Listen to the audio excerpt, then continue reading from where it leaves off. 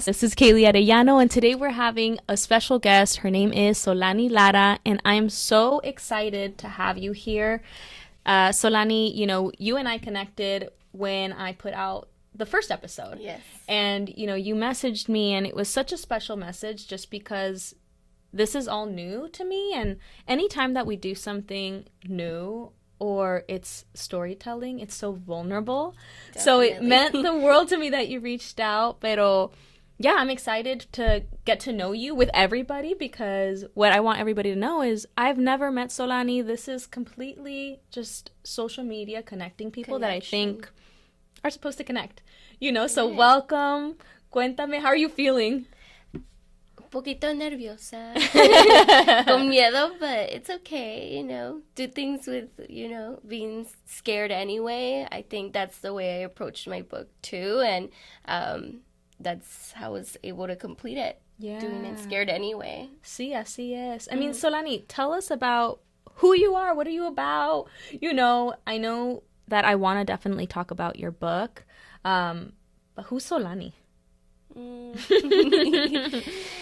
Solany, definitely, I think for me it's been like finding myself through the book. I think part of me really lost myself during the process of losing my dad. But I'd say like now I really do know who I am. And so I would say soy chillona. First and foremost, soy chillona, pero también soy chingona. Hey, that's right. Now that I wrote the book, I feel so like this empowerment over myself and who I am. And so it's been really awesome to be able to find that in myself. But also orgullosa también de ser mexicana, americana, because I think a lot of the times, living here, you kind of lose that in the mix of trying to fit in too. With your, just whoever I've been in community with, it's been easy to do that. I attended Hollywood High School, and so in LA, you grew up in LA. Yeah, I grew up in LA. Okay. And so during that process, I remember being very about being Mexican, and I'm being super vulnerable about it, right? Because I think at that point, just hanging out with people who are not of color, oftentimes you just want to fit in, and I think I did that a lot growing up until now. It's been easy to just accept my roots. Yeah. And being orgullosa about being Mexican, being Mexicana. And I think for me, that took a while to be proud of who I am and my roots and my ancestors too. Yes. I mean, I think what you're speaking to is, and thank you for, like you said, I'm being vulnerable and sharing this part of me, right? And that no siempre tuve este gran orgullo. It took me time to really look inward, outward, and accept it and embrace it and be proud of it. And I think you're speaking to assimilation, the need for us to, it's almost I think it's there's this unwritten, I think, feeling, rules of where do you fit in boxes. And I think you're speaking to, wait a minute, I didn't really know how to survive in the environment that I was in, and I think for me, Solany, it was interesting on the way here. I was listening to, I don't know if you've heard of the song, se llama Brindo. Mario Bautista, se me hace que es, con Banda Recodo. And no lo he escuchado. To me, mi familia es de Sinaloa, and Banda is huge. And I think growing up, it wasn't necessarily something that I was rejecting. It was just something that I wasn't listening to that kind of music, period. It wasn't, no quiero escucharla, you know what I mean? But now I listen to banda, I listen to Mexican music, and I feel it in my soul. Me pongo chinita, Igual. just listening to our music. And so I'm curious for you, you're saying it took me a while to get there. When did you begin to say, you know what, I don't need to, I can embrace this part of me. It's a beautiful part of us, I don't know the moment that I started accepting, like, and being orgullosa of being Mexican.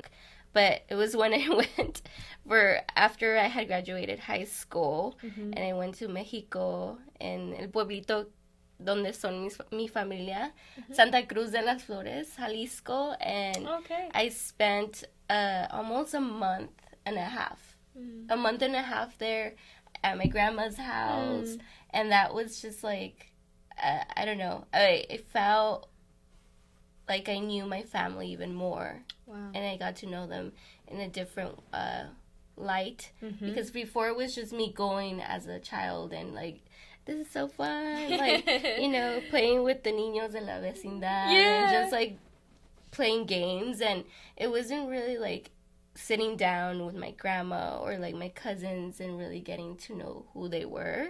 And not until I had that, like, I think that's when I started to just like be more accepting of my Mexican roots. And it's not until I spent more time over there that it was just like, oh my gosh, like, I've been missing out on so much. And, you know, not that I didn't spend time with my family here, but it was just like very different. I think that's when I was just like, I love being Mexican. I love that side of me. Yeah. And, you know, I think that yo me pongo a pensar en, like, you know, our families, you know, that come to this country for una oportunidad mejor, right? And I think es difícil a veces saber, you know, what am I, you know? For me, as a white Latina, you know, my experience has been very different of that of my family. You know, mi hermana es morena, bella, you know, chaparrita, los ojos oscuros y bellos. O sea, my family, I think, has been received differently than me as a white Latina, you know, and I think that for me, it's always, it was something that, you know, honestly, no era algo that I really think about a whole lot. You know, I just knew the pain that I would feel when I would see how my dad was treated, or how my sister would have a hard time at school being one of the only brown girls at her school. It really would hurt, but it was a different type of hurt porque I didn't experience it, you know. I don't walk into stores y la gente no me mira como ¿qué hace esta aquí? You know, whereas yo camino con mi papá en una tienda y lo están vigilando, right? And it's a different experience, but the pain is there. And so I don't even know where I was going with this, but how did we get here? But my point is that, you know, embracing our Mexican American side, both sides, both of us, all of us, it's a journey, and I think it looks so different from all of us, you know. Tú eres mexicana, americana, yo también, y me imagino de que nuestras experiencias, there's probably things that are very similar, as I noticed in your book, you know, that I was like, oh my gosh, I feel this so hard, you know. It's like like, she's rocking me right now. And then there's other things that we probably experience very different. I want to know, you know, so who was Solany before writing this book? Because I think that's the person that's very like, let different. us hear. You know what I mean? Yeah. I was very different. I can't believe, like, I wrote a book, you know, my first book, and I think before I probably would have said, like, you're crazy. I'm not gonna do that. You're crazy. I'm not gonna step in front of people and, like, share my words with them. I was really different. Bien chillona. Like, I mean, like, todavía soy chillona, but, like, to a different extent. Like, it was just, like, I would let things get to me easy. As opposed to now, like, I feel like I know how to deal with things a little bit more, just because I have this, like, empowerment over myself. And so I think I definitely would have said, like, yeah, I don't know her. I don't know her. I'm still trying to figure her out. I'm still trying to figure her out. You know, as you're saying that, though, I think about how getting to know ourselves it's a lifelong thing, you know, because I think a situation could happen at different times in our lives, and how we're going to respond may be different, just given our experience, our views, our community surrounding us. It's like you get to know yourself in different parts of you. And you wrote this book because your father passed. And one of the things that you share in this book is your desire to talk more about loss and grief. And I'll tell you that que yo como persona, it's like loss always feels like something so scary. Mm-hmm. And then as a therapist, I hold space for many people who are experiencing loss.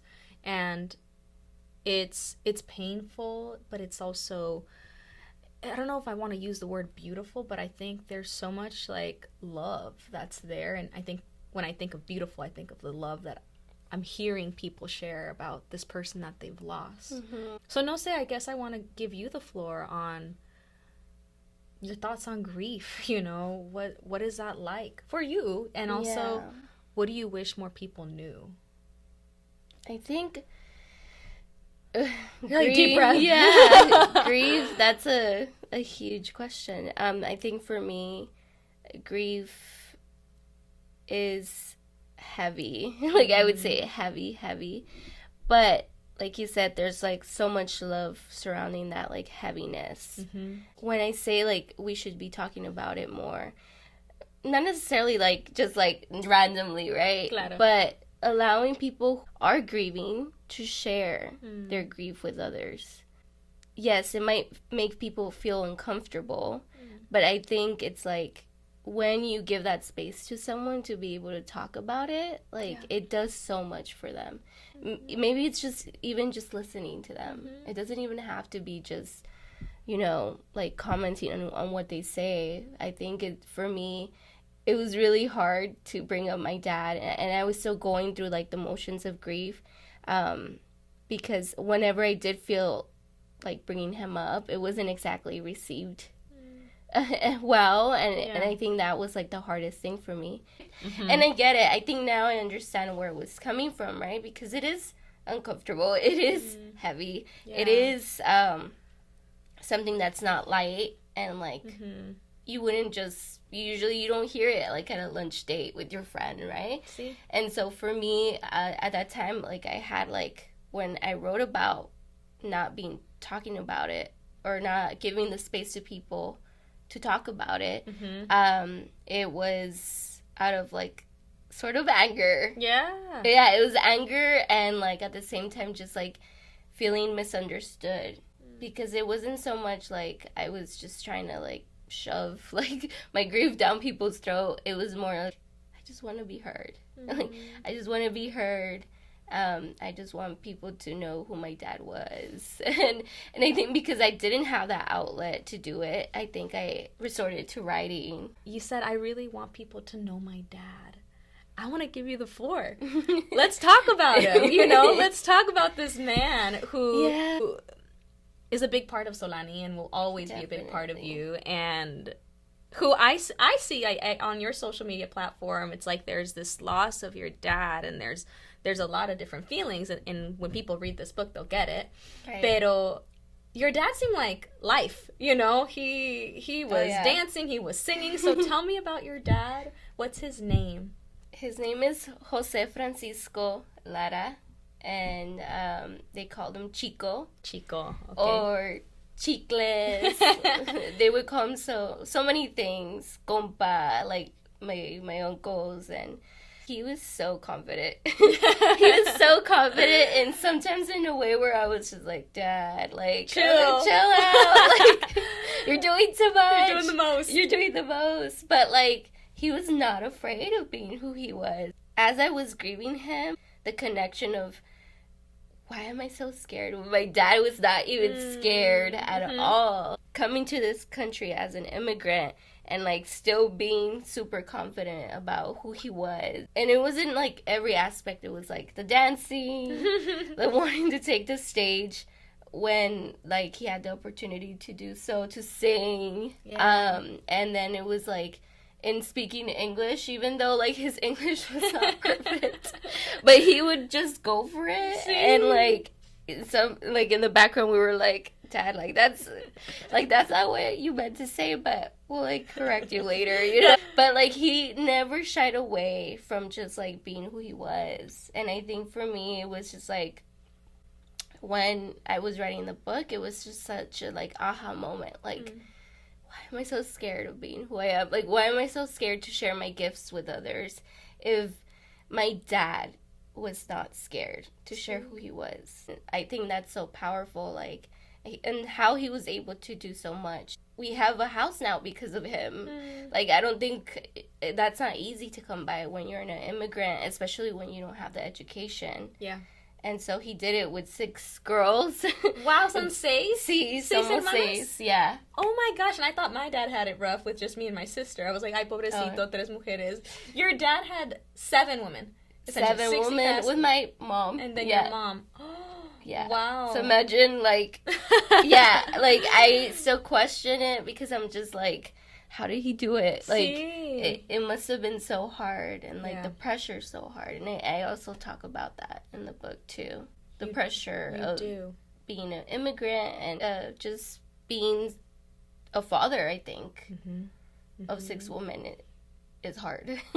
It is. There were moments in your book where you talk a lot about machismo. I think there's I don't know if it's the correct title, but I think you said machismo mata or machismo. Machismo mata. El machismo mata, right? And I was like, whoa. Just like the title alone, to me, that was so powerful.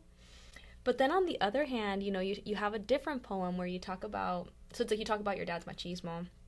He was stubborn, you know, that he struggled to kind of take in, you know, the suggestions that you girls were providing for him, or the support in some ways, right? Pero there was also another poem that you talked about how your dad was also machismo y todo. He was also the dad that would go and get pads, you know, at the store, and, you know, would cook.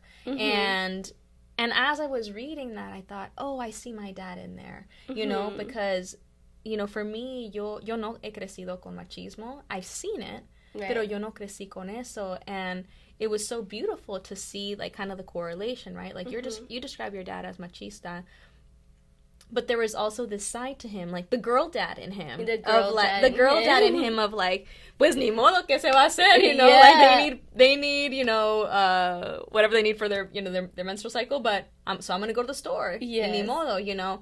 It's almost like in those moments he put his pride aside, or, you know, just the cooking y todo. And at the end you said, and it made me laugh, in the end you said something, and when he would do that in Mexico, le decían que mandilón era. Yes. Right? And if I tell you that, you know, my uncles always joke around like that with my dad. My dad doesn't, my dad's just like, you know, but también le dicen mandilón. And I don't know, I guess I'm curious on, like, what do you think men need also, you know, because we know our experience as women. Right. And maybe experience as women in navigating men in your life who, you know, embrace machismo. But I think that it's almost like, how can we also talk about why it's hard for them to embrace feelings, to say, es muy difícil lo que estoy pasando, right? To say, I'm scared. Right. I don't know. I don't know what you think about, like, what do you think is needed? I mean, that's a very big question. I don't know that we have answers directly, but no sé, I mean, thoughts on just that whole concept. You know, I think amazing support system in the sense of, like, community with men. I think that's needed, because I think as my dad got older, and I think this, like, it happens, right? Like, people start, like, growing apart. I felt like he took, like, a toll, and he wouldn't tell us, but I could just tell because I'm very, like, aware. Like, I don't know if it's because I'm, like, observant. I'm very observant, but I'm also, like, the middle child. Okay. And, like, I think being in the middle kind of gives you perspective of, like, everything happening and everyone. And so I think I was very, like, attentive to the fact that my dad, like, hit a point where it was just, like, su luz se le estaba apagando, if that makes any sense. Like, he wouldn't say that he was depressed, but I could just tell, and just, like, the way he would act, the way he would sit at the, like, dinner table and stuff like that. That's still a little hard to talk about. But I think it came from, like, just, like, the fact that we were all growing up. Like, my uncles were just not around as much. Everybody was doing, like, their own thing, right? And I think, like, when that happened, it was just, like, it was hard for him. Yeah. Yeah, like, to take all these things on. Sorry. No, you're okay. And I think if that wouldn't have happened, or if, you know, there was just, like, people trying a little bit more in terms of, like, community, I think things would have been different for him. Yeah. Yeah. It's really hard on our parents to see everyone grow up. Oh, yeah. And I really, and it's like we have, thank you for sharing that, by the way. Thank you. Thank you. So Giona, I knew it was going to happen. It's all good. We embrace Giona's here. We have no problem. We are in a generation where it's so beautiful that I think our generation is beginning to break cycles. Our generation is doing the work, meaning we're really looking inward, looking at ¿qué nos parece todavía, qué no. And we have the access to education in a way that maybe generations before us didn't. And that's a beautiful thing that we are healing, you know? Qué bonito, qué lindo. Sí. And I also think that all people need grace, you know? And I don't know that we are all, it's like, it's this balance, you know? And this is something I'm on my own going through myself of like, okay, what are my boundaries? What does this adult-child relationship look like? But then also I have so much empathy for my family, my parents. Que hicieron, their whole world has been me and my sister. Right. And now we're growing up. Yo me acabo de casar. Mi hermana, you know, she's about to start grad school. And it's like, it's almost like their own sense of loss, their own grieving. You know, it's a different form of grieving. Yes. And, you know, grief isn't only death.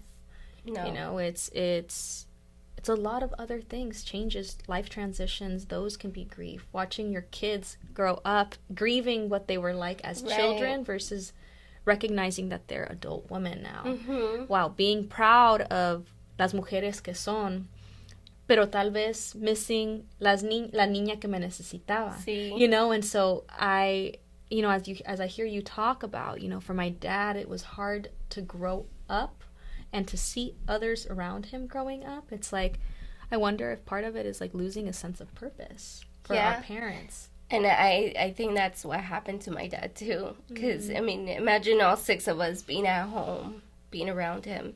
And then all of a sudden, like, we start all leaving. Yeah. I did see, like, the like, his mood just changing slowly during those times, during those transitions especially. I think he just didn't know how to deal with it or cope with those transitions. Mm-hmm.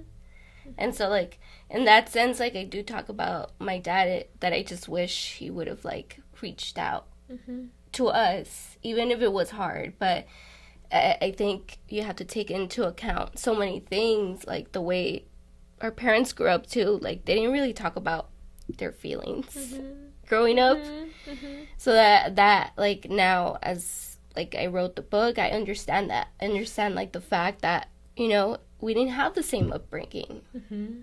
Yes. And my dad didn't have the opportunity to learn better. Yeah. Or the tools, like therapy, to, like, navigate, you know, those transitions. Yes. So I think that's where I'm, like, starting to change a little bit. Like, even if my mom, especially if she doesn't have, like, the tools to navigate conversations, like, I now try to initiate them. Just because I feel like I have, like, those tools to, like, talk about, you know, certain touchy subjects. De alguna manera, enseñarle a mi mamá que sí podemos hablar de esto. You know, it's okay to talk about this. It's okay to be chillona. It's okay to do all of this. And what a gift. It seems like being a daughter is a very big role in your life. Definitely. I mean, I love my parents so much, you know, and I think it's part of, like, our, you know, culture, too. Like, I feel like taking care of our elders, and I think, like, for me, it's just, like, I want to continue to do that in whatever shape or form it may be. It could be writing, you know, and it could be in other ways as well. Tengo una pregunta sobre writing. I mean, was writing a way that you were coping before your dad's loss, or the loss of your dad, or Or was this something that que te nació, you know, from this, and like you said, and no saber who to talk to? I don't want to make people uncomfortable. They clearly are not comfortable with me talking about death. You know, is that kind of when you started to be like, well, what do I have to say? Or did you always like journal and things like that? Because I think that, you know, writing can be very healing, you know, but it's not for everybody. I started writing before my dad passed away, but it was never like, it was more like my poems were about love. Romántica.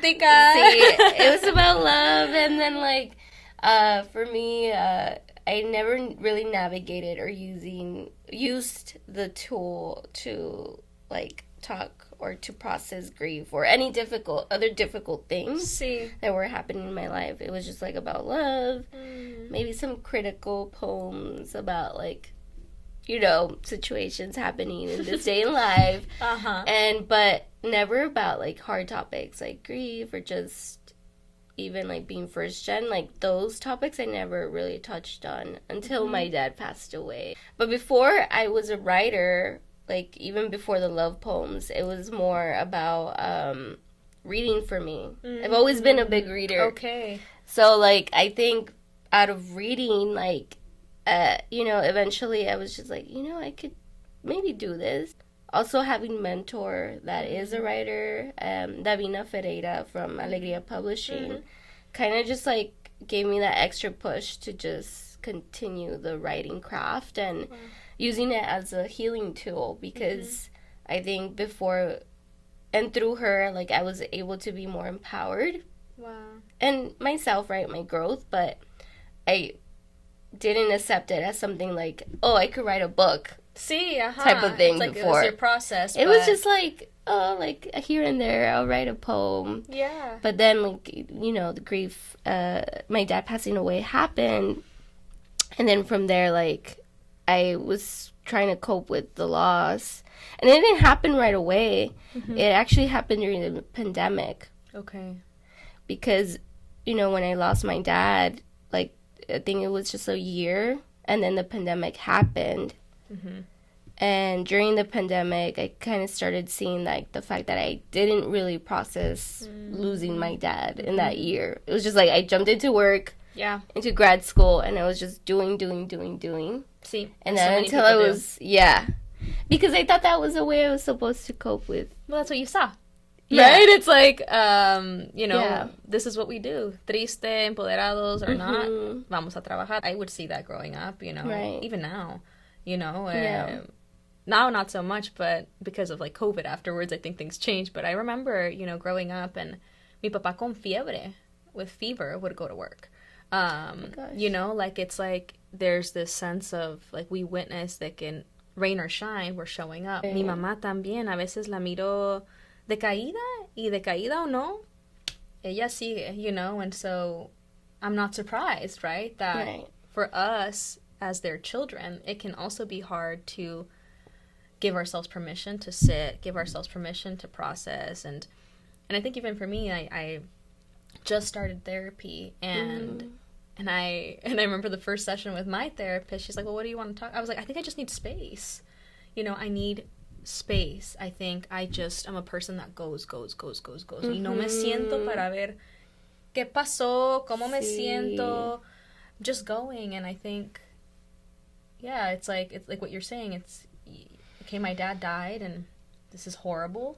Right. But ¿qué sigue? ¿Qué sigue? ¿Qué tengo que hacer? I have to keep going, you know, and there's not a right or wrong way, you know. I think I have clients who have gone through grief, and depende del día, depende del mes, you know, different things work for them. Sometimes it looks like, you know what, to get through this month, to get to this week, or to get through an anniversary, I gotta do X, Y, Z. Other months, other days, it's otra cosa. And so there's no right or wrong, and I'm sure you're learning kind of how do I navigate this grief myself, right? And, you know, through the pandemic, it was just like, so many people went through it during that time.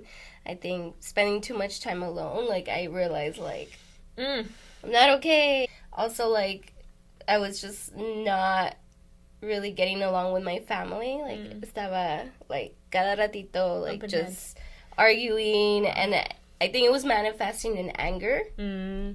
Like, that's how it was coming through, and I was just like, what's going on? And then that's when I decided to go to a writing retreat, Davina's retreat, and I was just like, I needed this.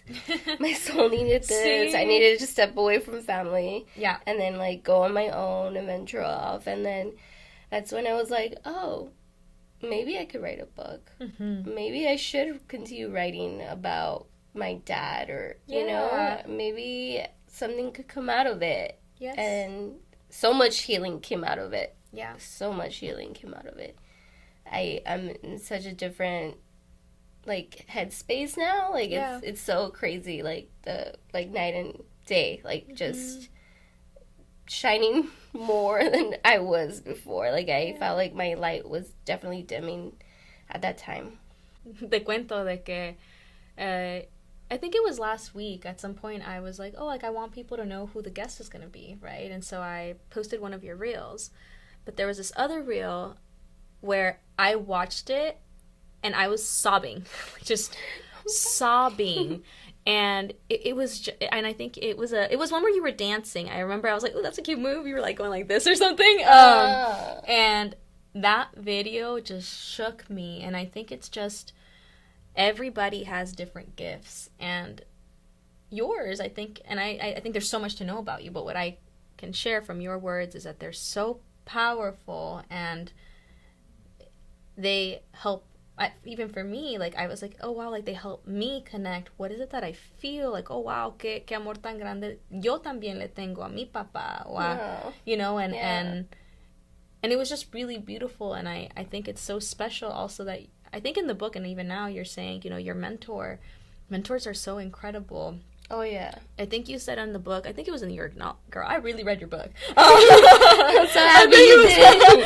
I think it was in your acknowledgments that you said something like, she saw the writer in you before you did, or something like that. And I don't know, shout out to all our mentors, because a veces, you know, and that's like the power of representation, but also the power of just someone opening themselves up to be there for a stranger, you know, because mentors at some point are strangers, and then se abren embracing us and being, hey, this is who I am, and this is what I see in you. Did you see this? You know, and for me, my journey has also been, I don't think I would be here where I am without mentors, and then I think there's other people in your life that, con el tiempo, you know, they also become your mentors. I mean, I look at Brandon, who's, like, standing right there, you know, and Brandon is my brother, he's my business partner, but in a lot of ways, he's a mentor in life. Nosotros somos muy diferentes in the way we navigate stressors, but I think a veces it's like you need different people's perspectives, wisdoms, and they become mentors, you know, and so that's so special that you met her. ¿Cómo se llama de nuevo? Davina, that you met Davina, and that she guided you, and that you were able to bring to life this book. Yeah, it truly is. I definitely agree. Like, I couldn't have done it without the mentors in my life.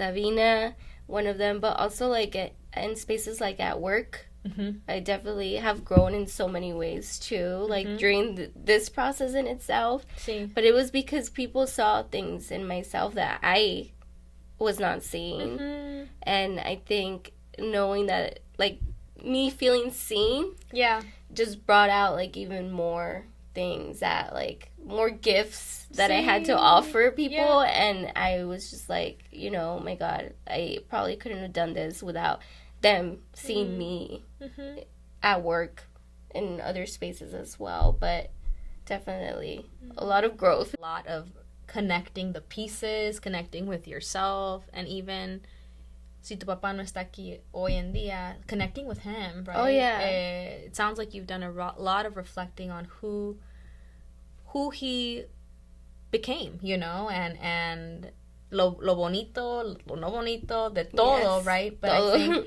there's also this poem in there. Y'all need to like get this book. It's so good. There's also a poem in there where you talk about forgiving him. And to me, that one was also very powerful porque, again, I mean, I'm a therapist, right? But a lot of the times we feel like we need an apology, or people think that they need an apology to heal, or they need someone to acknowledge their hurt to heal. And in this case, right, it sounds like there wasn't a converse, or maybe, I don't know, tú cuéntame, pero it's like I forgave my dad. Right. Now. You know? Now, yes. Entonces, we don't always need them to say, hey, yes, this was what I did and I did it wrong. It's like, a veces sanar es nosotros sanar, acknowledge it, validate us. But, ¿cómo lo hiciste? How did you forgive Dad? It was a lot of reflection, definitely through the writing. Seeing both the good and the bad in my dad. Like, I think before I had, like, this picture of people, like, it was just, like, they're either good or they're bad. And now, like, you know, going through this process, losing my father, I realized, like, people are so much more multifaceted than, like, we know. You know? Like, there's, like, good and bad in us. Like, I have shadows. Like, I have flaws that, you know, probably not everyone sees. Sure. But the closest around me do. Because they've, you know, have been around me and been able to see those parts of myself that no one else has seen. Yeah. And then for my dad, it was a lot of that. Like, yes, he was alegre. He was the life of the party. He was a dancer, a singer. But he was also, behind closed doors with us, he was also machista, you know, thought he knew everything, was super stubborn, and at the same time was also dealing with his inner demons that people didn't really see because they didn't live with him, right? Right. Not everyone's going to see those, like, the light in you, and not everyone's going to see the darkness in you. But I think reflecting on both really helps, like, really know who you are. For me, it was like, because I reflected on my dad and both sides of him. He didn't do the work, right? But I got to do the work and really, like, get to know him even more through the book. I wish I had asked them all these questions, but, you know, it happened this way. And I think it was my way of, like, okay, accepting it. Seeing, like, what is the good out of grief? What can I use to, like, help me get through life? Like, I think I was just struggling with the fact that I never had these conversations with my dad, but I was able to have that conversation with the parts I knew of him. Maybe he wasn't here to hear these words or me forgiving him or him apologizing to me, but it was just, okay, I know now, like, who he is because I'm seeing both parts of him.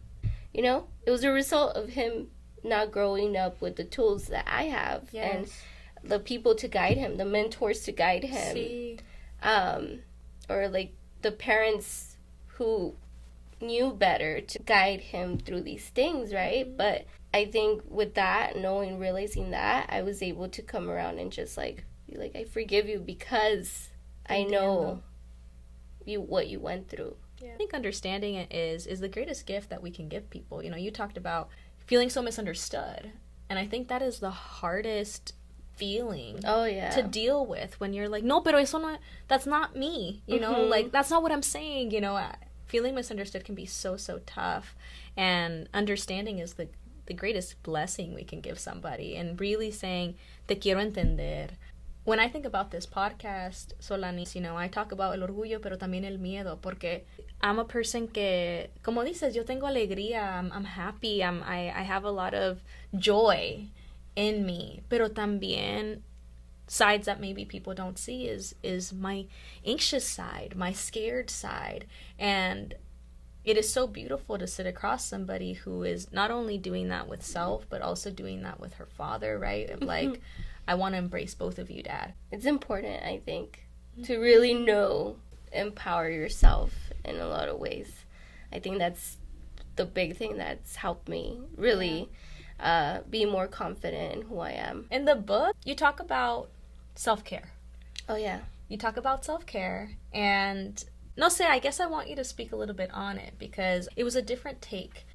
I don't think self-care has to be done alone. That poem, it's called La Generación de Hoy. Actually, I was writing it to myself. There was like an aha moment for me when I wrote that poem. You know, in my family, it's like familismo is huge. Mm-hmm. In our culture. Yes, in our culture. Latin American culture. Huge. And so I think for me, it was just like feeling misunderstood within my family, that the fact that like I needed to step away to do my own healing, my own self-care. And in turn, like, I decided to go the extreme. Yes, I need time for myself to do the self-care. I need the time to write the book. I need the time to step away from being in family and conviviendo and just spending time with them to do my own things. But did I need to go the extreme way where it was just like, just be not present at all? Yeah. No, I think it's a balance. There was a moment where I did complete the book, and I was coming to the realization even more of that. And I realized, like, you know, I could have my sister help me with certain parts of the book. Aww. And so, like, and even in itself, like, that was self-care, but for us, like, both of us in that moment. Because we were even, like, having conversations about certain pictures that were going to go in the book. There was even conversations of certain poems, like, and I think for me, that was a realization that I didn't have to do things alone. That the book didn't have to be done alone. And so I am taking like a different approach now, even to my writing in the future. Yeah, like, learning from this experience and applying it to like just everything. Yeah. And just realizing that there could be a balance between the two. It doesn't have to be one or the other.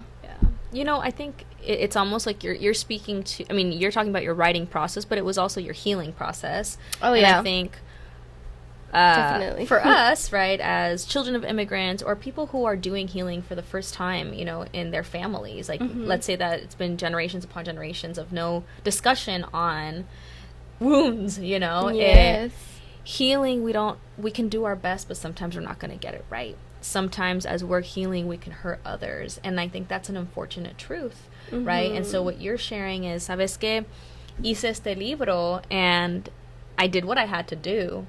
While doing it, it's such a beautiful product, but I'm also able, it sounds like what you're saying is like, I'm able to take a step back and see, damn, like, la regué de esta manera. Yeah. I was healing and I'm so proud of this. Qué orgullo. Pero a la misma vez, if I could do it again, or when I do it again, lo voy a hacer diferente, because healing, you know, you are new to your healing, and we all as individuals are new to our healing, and sometimes we're not going to get it right. And I think giving us and others grace through their healing process. Yes, grace, space, and I think that's the most important for sure, and the ability to talk about like hard topics. Yeah. But not everyone's there, like you said, like in the healing process, so it is hard for some people and uncomfortable. I want to have us wrap up and ask you about, because I think you said this when we were not live on this, about, I think Brandon had asked you, you know, hey, like, you know, can we test the mic? And you were like, I'm Solany Lara, and a mí me gusta bailar salsa y bachata. Sí. And I guess I want to ask you about what brings you joy, what nourishes your soul now. You know, this is a part of it. Yes. You know, but I'm sure that there's other things for Solany that bring her joy, and embracing joy through grief. Oh, yeah. You know, oh man, there's a whole other conversation there, because I don't know if you've ever felt this, but I noticed that sometimes when people are going through grief, they don't feel like they have permission to experience joy. Oh, yeah. And I don't know if that's something that's relevant or not for you, pero Definitely. I guess that's two different questions, right? Like, what's been the process of grieving and allowing joy in? And how do you embrace joy? How do you allow this light, esta luz, in? For me, it's dancing. Yay. Yeah, definitely. My dad loved to dance too, and I think it's just been something that in our family, in Latin American families, like, sí, there's a love for dancing and being in pachanga and having fiestas, right? And I think that's like been ongoing for me, and I've really embraced that throughout, like, growing up. Whenever I don't feel like writing and I just like need to let loose, like, dance is it for me. Embracing that, especially during grief, was really hard for me. You know, I live with my mom because after my dad passed away, there was like this shift in just like being there for my mom and just wanting to support her in every way possible. But I couldn't dance at home for some reason. And I don't know what it was. Like, to this day, I'm still trying to figure it out. Like, why is it so hard for me to dance at home? But it's easy to dance, like, at a, you know, a dance festival that I attend. And I think it is guilt. Like, it's just, like, the space, like, makes me uncomfortable. Because it was, like, space where my dad was at. And, like, whenever I would dance at home, my dad would be like, ¿Estás bailando otra vez? That's awesome. I would just, like, put on music, let it loose, like that. Like, even if it was by myself. And I could do that at home, but there was a shift when I lost my dad that I just couldn't do it at home anymore. Like, and I think it was part of that, like, feeling guilty. Guilt and having joy there. And having joy that there. Type of joy there. Yeah. And I think that's been something that I'm trying to get over still. Like, it's still not, like, do I feel comfortable completely? Not absolutely. But I'm still trying to get over that. But I do love to dance whenever I get the chance. And, like, I quiero bailar. Yeah, I want to go. Yeah. So I love to dance salsa and bachata now. And that's, like, my genre that I really love to dance to. I'm trying to get back into danza azteca a little bit. Wow. So we'll see. All forms of dancing. Yeah, I love to dance in general. Oh my gosh. Yeah. I grew up dancing too. I loved being on stage. I just never wanted to be on stage alone. Me daba como un terror. So doing these sorts of things, like, it nourishes that side of me of performing, being creative. But that's amazing that you're dancing, and I hope you continue to dance and find and don't lose that love for it. Anything that's on your heart that you're like, quiero dejar saber esto? I mean, you know, I think for me, to end it, I think I would just say, like, grief is hard. And I think if you can provide the space for people who are grieving and just, like, realizing that it's not going to be pretty. It's going to be multifaceted. There's going to be, like, good moments, bad moments, right? And just, like, realizing that it's probably because of the grief that like, those things are occurring. Yeah. And giving space for that, and also the time. Because time, like, grief is not linear at all. It took a while for this healing process to happen, but it was needed. And I think now I'm, like, in a better space because of it. Also, your stories matter. I think a lot of times as, like, being people of color and being Latinas or Latinos, we are just, like, shy or even, like, don't want to take up space. Yeah. Because we've been so used to being, like, in the background. Even if you have, like, one story to tell, like, I think just not being afraid to share it. Or being afraid to share it. And doing it anyway. But doing it anyway. Thank you so much for sharing your story, for sharing your dad with us today. May everyone know your dad. And, Thank you. Thank you for being here. Todo el orgullo, con todo el miedo. I really appreciate you. This is so beautiful. I feel honored, like, literally a stranger, because that's what you were before today, you know, decided to come and share the space. And gracias. Thank you for trusting me with that. And I'll wrap it up. Yeah. Thank you, everyone, for tuning in to I'm the First podcast. Qué orgullo y qué miedo. Solany, how can people get access to your book, Hija de mi Padre? I would love for people to know, since I've talked so much about it. I really, truly am a fan. Instagram, and, like, for now, through pre-purchase. And my Instagram is soul, like alma. And I have a link in my bio at the moment, but eventually, like in a few weeks, it should be available on Amazon, any digital retailers like Barnes and Noble. Beautiful. So Mírala, qué bien. yeah, it's crazy, but it's awesome. Awesome. Okay, muy bien. Well, thank you everybody for tuning in today. We can't wait to have you with our next episode. And please share your thoughts. We would love to know them. Continue doing todas las cosas con orgullo y con miedo. Yay! Thank you so much. I wanted to hug you, but I was like,